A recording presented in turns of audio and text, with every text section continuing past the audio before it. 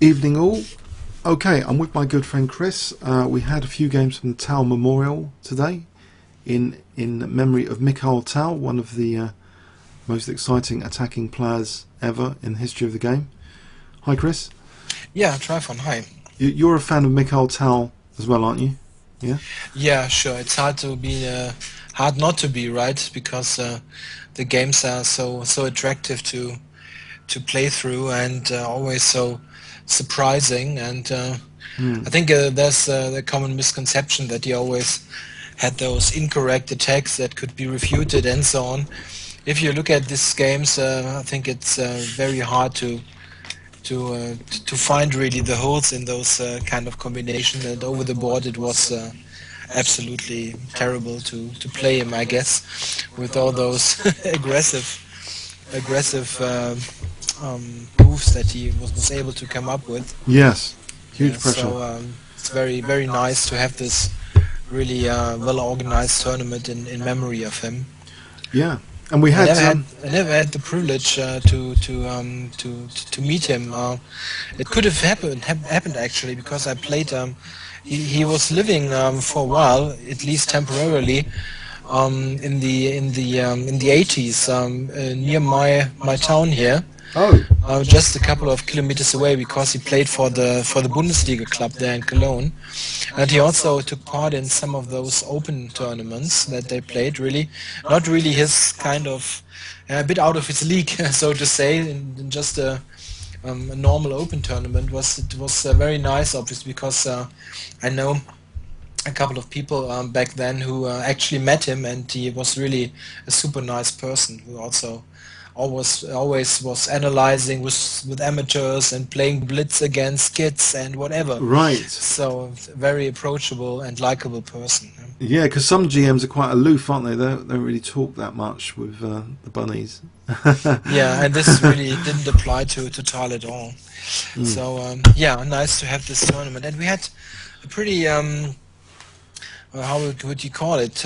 Bloody first round with 4 victories Yeah. out of 40 sides of games, out of 5 games. So we've got 2 times more victories in one round than in the whole World Championship match. yes.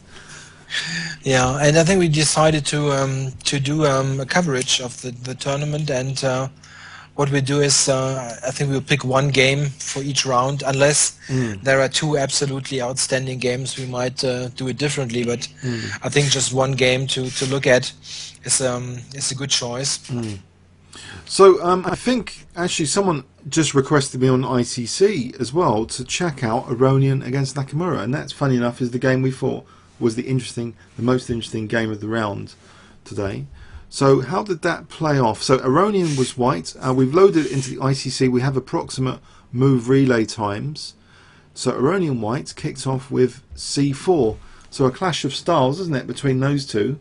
Nakamura now the US champion, and Aronian, kind of solid, aggressive positional style.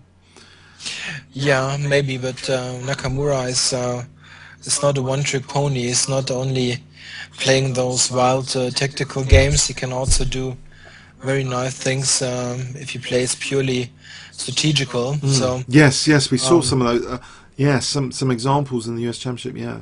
So against the English Opening, he elected E5. yeah, this is on the top level maybe the most popular response, to go to some sort of reverse Sicilian Yeah, here. reverse Sicilian, isn't it? Okay. Yeah, it's also a bit remarkable that Aronian played C4. He usually plays D4. In this match against Kramnik, he actually experimented a bit with E4, but he's played C4 in the past. Also knight F3 varies a bit, but let's say 80% of the time he's playing D4, and the other 20 he's playing something else. So here we got an English opening for a change, and I think it's a good choice actually to get a fighting position, because those kind of positions that we will also get in the game, they're not the kind of positions where white is getting a huge advantage, but tell me an opening where white gets one nowadays. Yeah. What white gets is a playable position with lots of pieces on the board, and I think we should just go through a couple of moves to see what I'm talking about. So they all got their knights out here. Oh, the four knights. English. Yeah. Is this called the English four knights by any chance? Yeah, it is. It is. And now G3 is the main line, and now Nakamura elects to play the open Sicilian with colorless reverse. Basically, Black could also play Bishop B4 or C5. So, but we got an open Sicilian here, just colorless reverse, and it's a dragon. Yeah. An important difference to the normal dragon with Black actually going for the fianchetto in the Sicilian is that Black here is basically forced to play knight to B6. Right. And Because this it can't play the difference. standard attack that you play as white against the dragon. It's a bit too slow. Yeah, the problem is that white is just threatening D2 to D4 here. If bishop And, e6, d4 here. Yeah, and this is already critical for Black. It's difficult to get a good position now, or any position at all.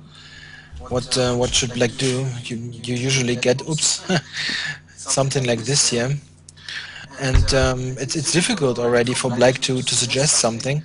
I actually got this in a tournament game like 2 years ago, and I was winning by move 12 or so. What sort of feeder rating? The opponent, Yeah. 2,200. Sorry?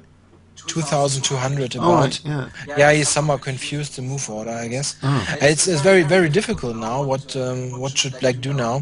So Black cannot really play a slow move here. Also stuff like, let's say, If we revert back to the main line, sorry. Yeah. yeah, exactly. If Black plays something like this, then knight e5 just wins immediately. These kind of tricks are in the position. All right, knight takes c3 here. Is that? Yeah, we've got those. Yeah, it's a typical Knight takes c6. eat all combination, and white emerges with the pawn up at the end. Yeah, white has won a pawn. Right. No, there's nothing for black here. Knight takes f2. Yeah, you can try this, but maybe you can try this. I mean, white is better, but Right. maybe it's not winning a pawn. Actually, knight takes b7 is winning the exchange with knight d6 check. Actually, that is bad. Yeah, that is pretty. Oh, sorry. Knight takes. Oh, it's getting complicated. The rook is saying also. Oh, sorry. What All right, we're going far off. All right, let's go back to the.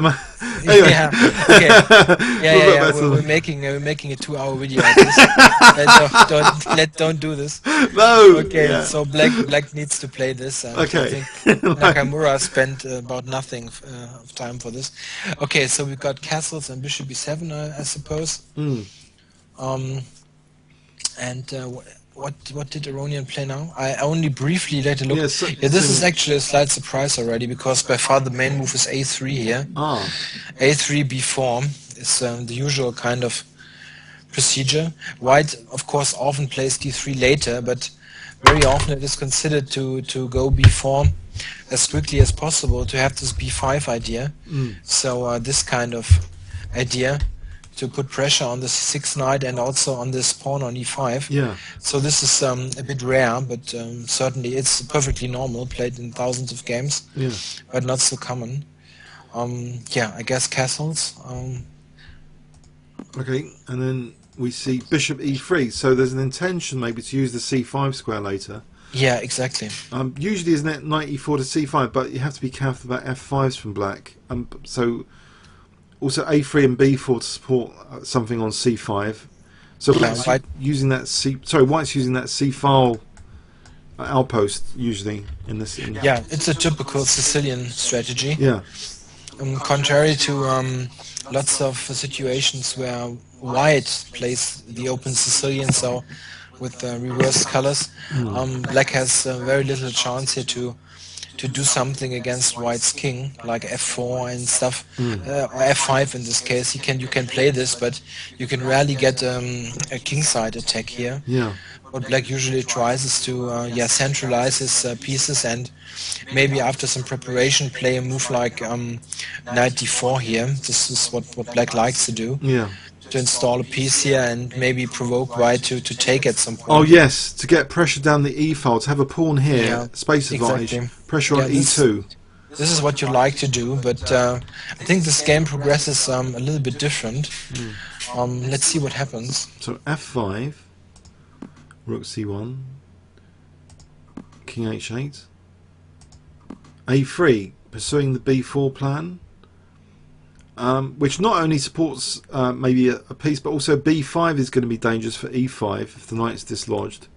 So it's a dual purpose plan, I think. This, but bishop c5 first dislodges the rook from that potentially useful f file.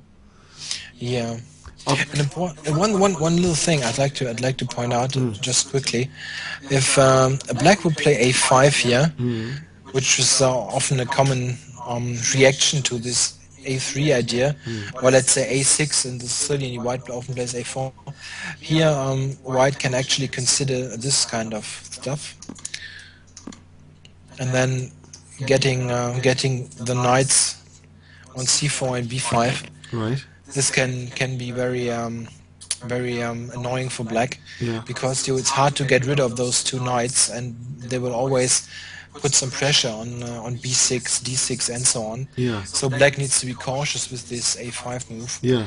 And Nakamura also didn't play it.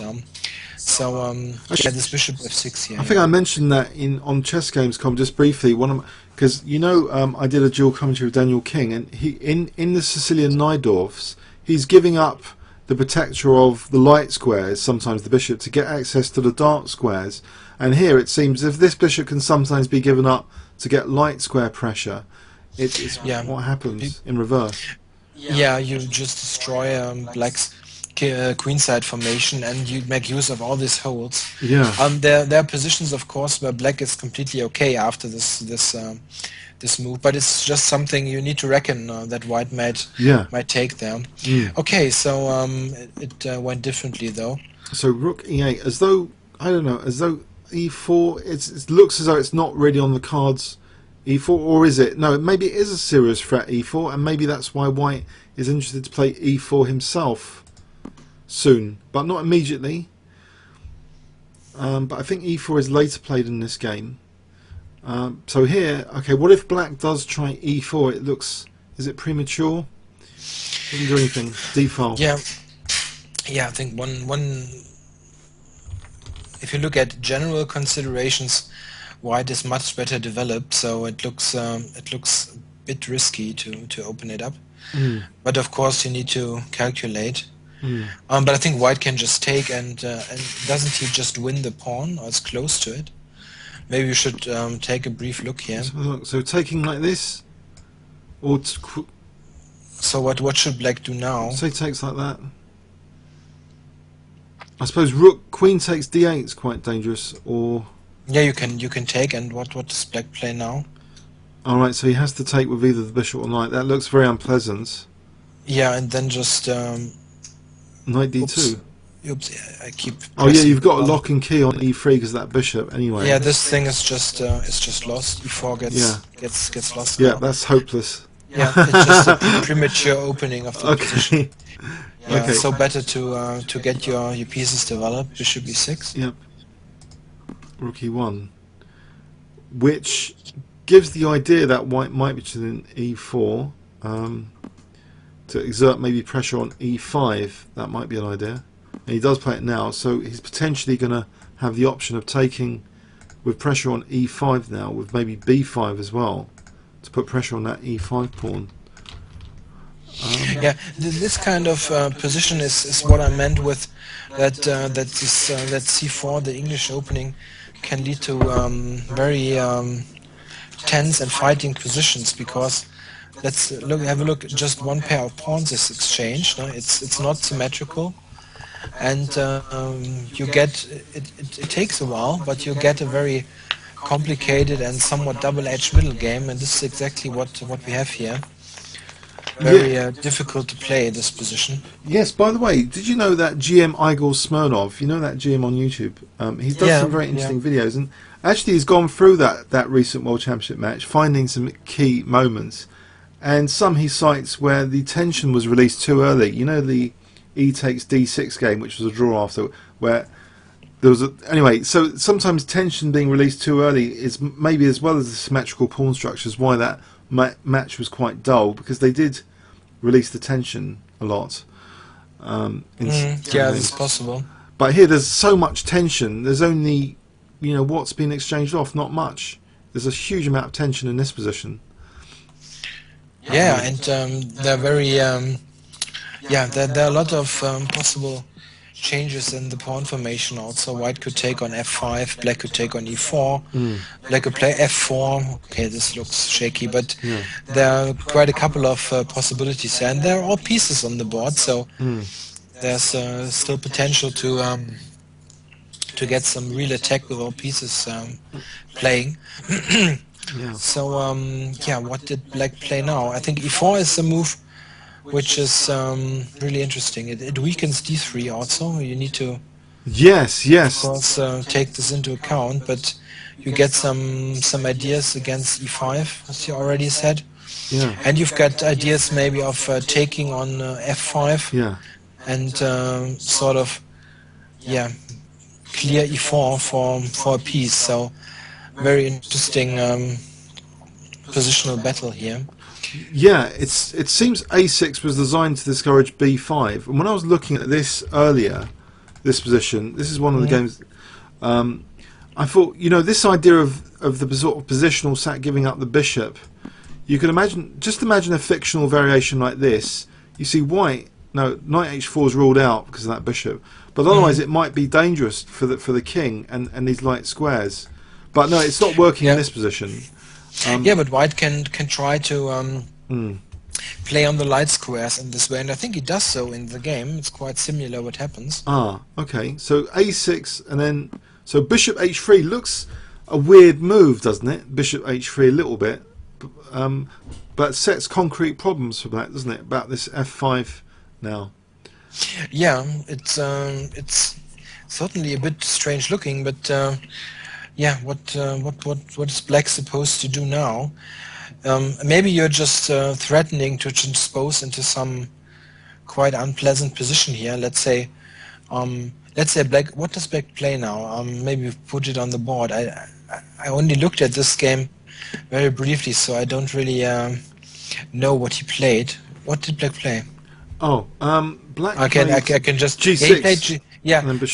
So he reacted to this idea that I'm about to suggest. Let's say black would play some nothing move here. It's hard to do one. Let's say some stuff like this. It's doing nothing. Just to show. Maybe white can try to put up something like this and then install this knight here. Maybe then stuff like this. Put pressure on the e-file. But d6 also, of course, immediately. This kind of idea. I'm not sure. It gets some nice square here on e4. Yes. This might be one of the ideas of bishop h3. So he prevented this altogether with g6 to be able to recapture on f5 with a pawn. Okay. So now we see bishop going back here. So it's sort of done a job there and it's come back almost. It's like maybe it's going to be useful for knight g5s or bishop g5 now. Now that the dark squares are weakened by g6, so the bishop returns. So queen g7, guarding maybe h6 and putting more support on e5 as well. Knight g5 is used, but the bishop has got a seemingly useful retreat, which it uses now. Now there wasn't a win of a pawn here because there'll be an attack on this pawn. Should we just show that? Takes. It's just attacking the knight here, so that's no good. This knight is hanging, and also maybe f4 coming. So white just went back. Now f4, very committal move. F4. Black just avoided the draw here. Bishop e6. He could have repeated. So bishop e6 is just a repetition. Hasn't white got anything else apart from? No idea. I'm not saying that white is better. I mean, it's a very complicated position. It's hard to tell if white has got something better. Black has got that bind on d4 now, with everything pointing at d4. Yeah, it's difficult here Yeah. to see how white should change the pawn structure, because Mm. I mean, he doesn't want to take on f5. After g takes f, it just opens the g file and it doesn't help, so you cannot move the e pawn.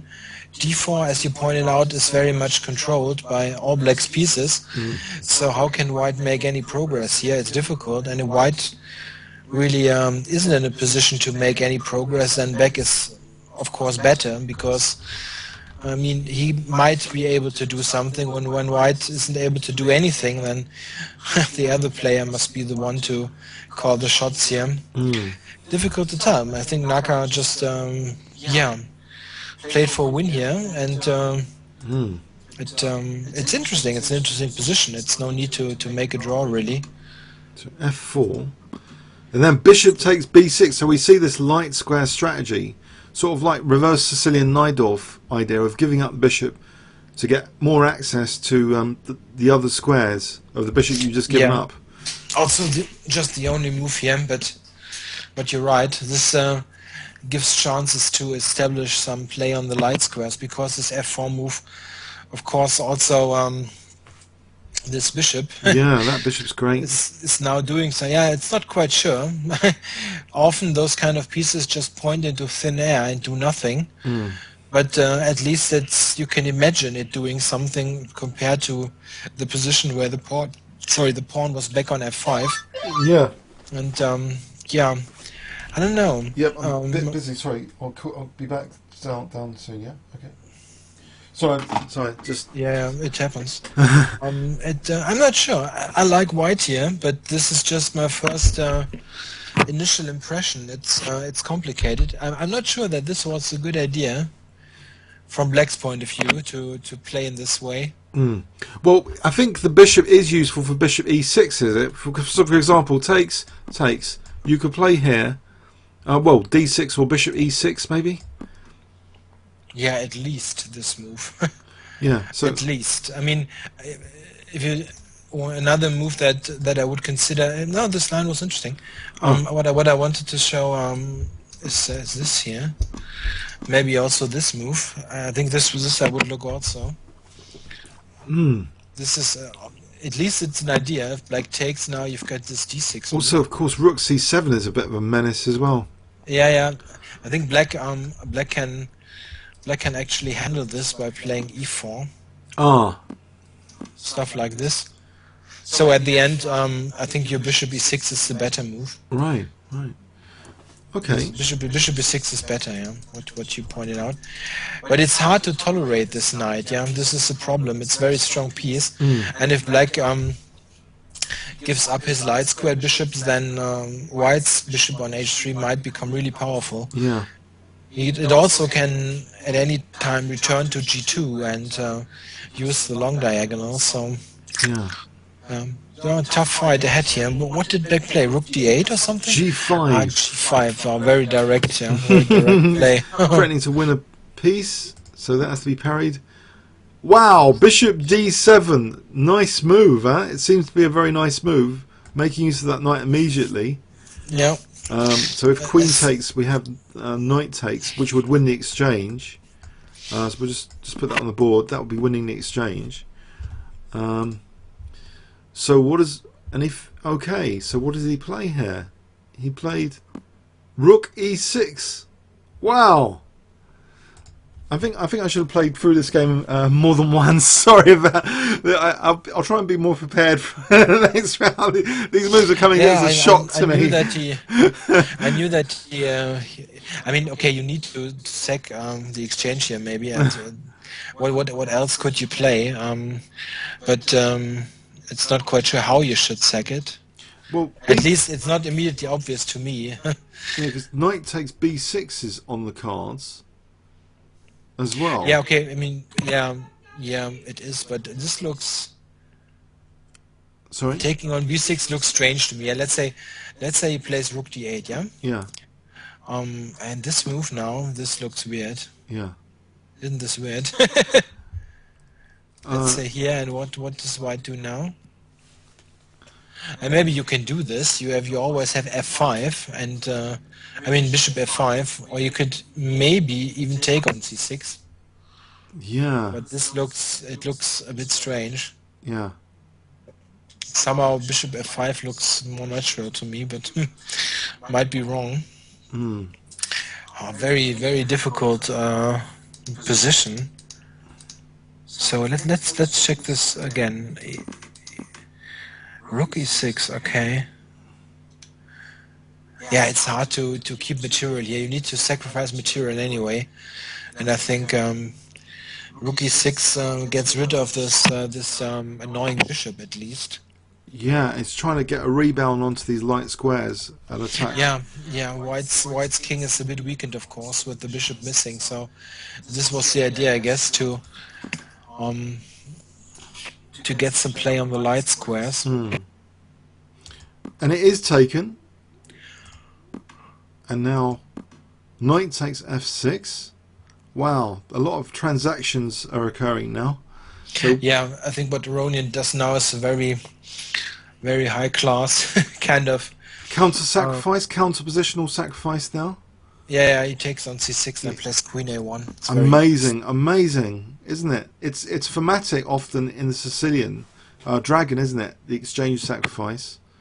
Yeah, it is to get the central pawn, and this is of course very visually pleasing. This Yes. queen a1 move. Yes. Wow.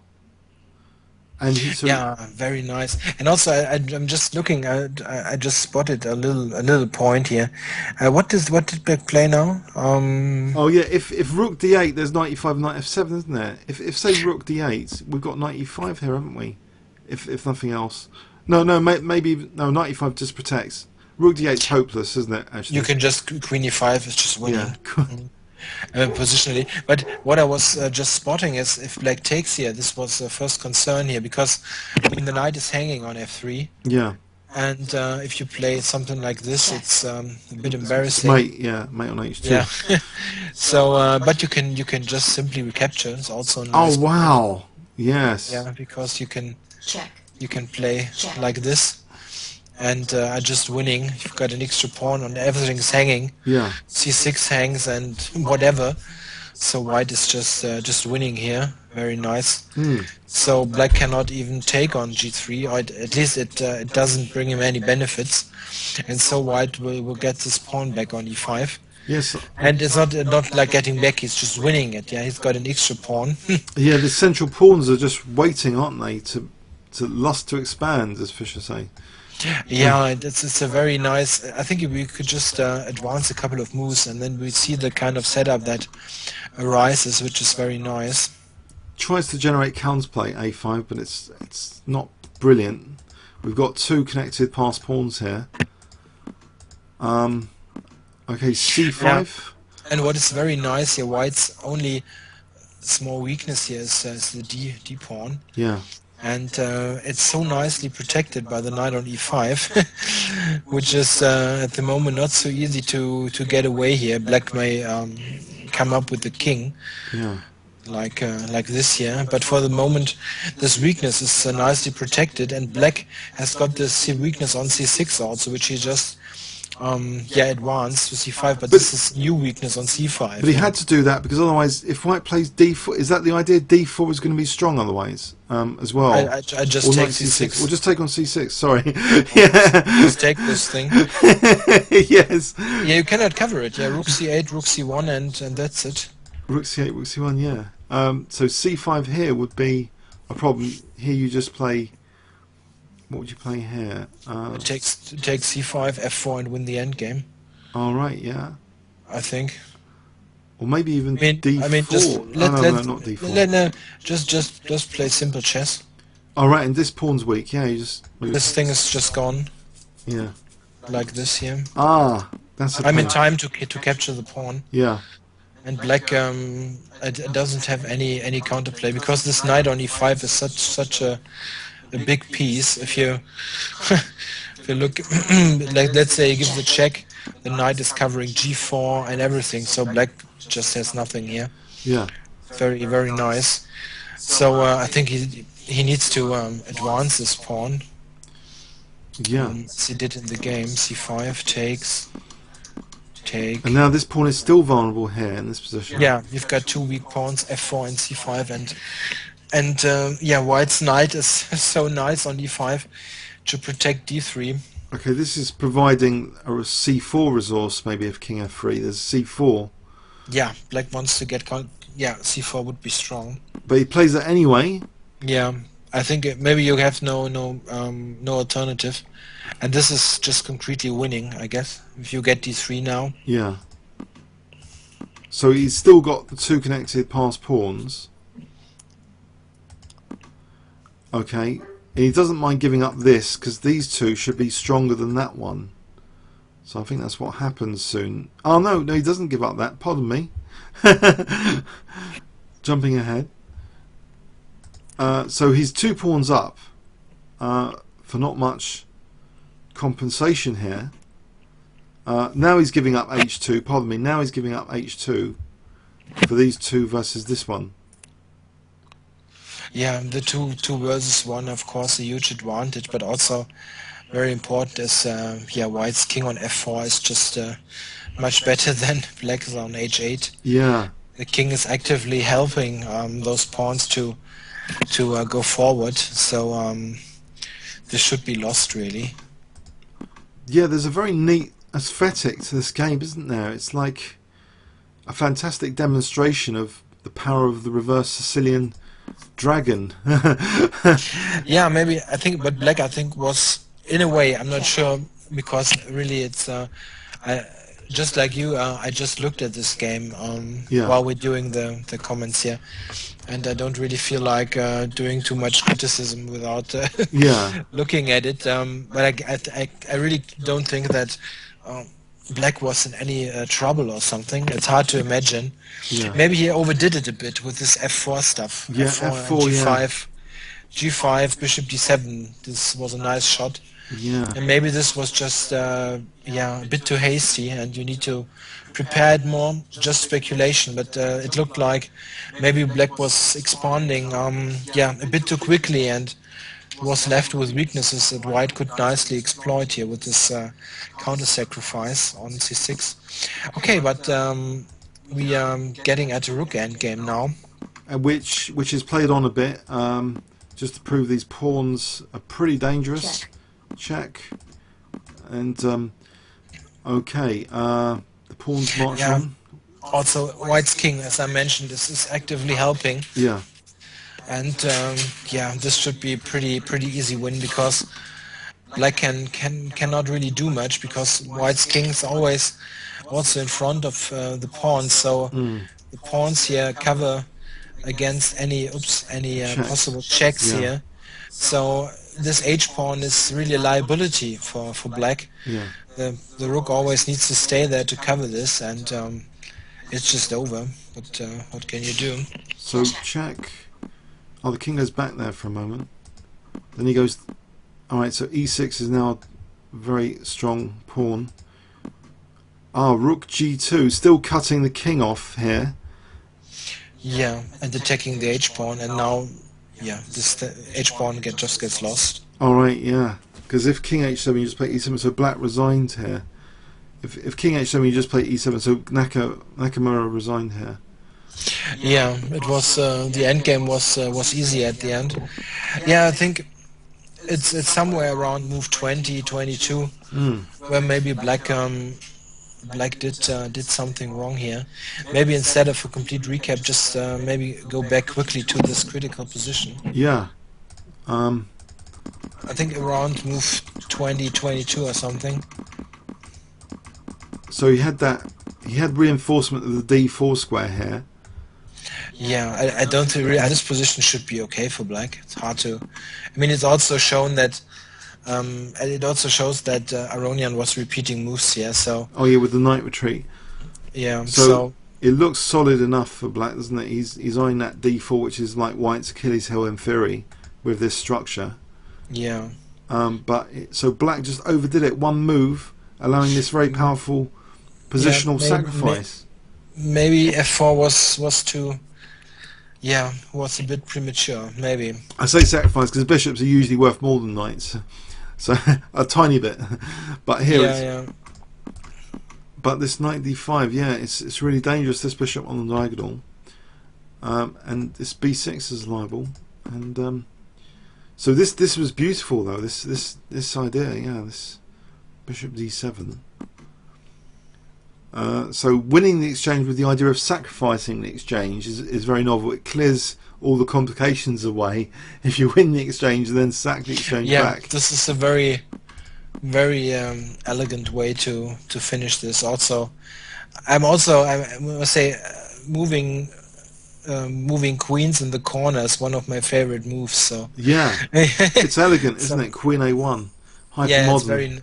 very nice to just win this big central pawn on e5. Yeah, amazing. And then the pawn mass later is logically gonna win the game. Yeah, because the knight on e5 is so strong. Yeah. Very nicely done. I think, but Nakamura really, I'm not sure, maybe this f4 or one move later, f4, g5, somewhere around there, I think things must have gone terribly wrong before. Black shouldn't be really in huge problems, or any problems at all. Question. I didn't read any player statements or press conference or whatever. I think they do those press conferences after the game, similar to the World Championship match, and this is often interesting. I think to get pretty close insight from the players right after the game. How they assess the position. So, but we don't have this information yet. But I don't really think that Black should have been worse, like on move 20 or so. On move 19, let's say, f4, I have my doubts. Okay. At least looking at the game. I think I better go to dinner before I get murdered. So I think should we wrap it up there? Thanks, Chris. Yeah. Yeah, I think let's check in the coming days for more interesting games, and maybe we will cover one daily. Not sure how we manage, and we will check if there are interesting games to show. Then we'll bring it up on our channel. So. Okay. I hope everyone enjoyed it on YouTube. Comments or questions on both our channels, King's Crusher and Chess Explained. Thanks very much.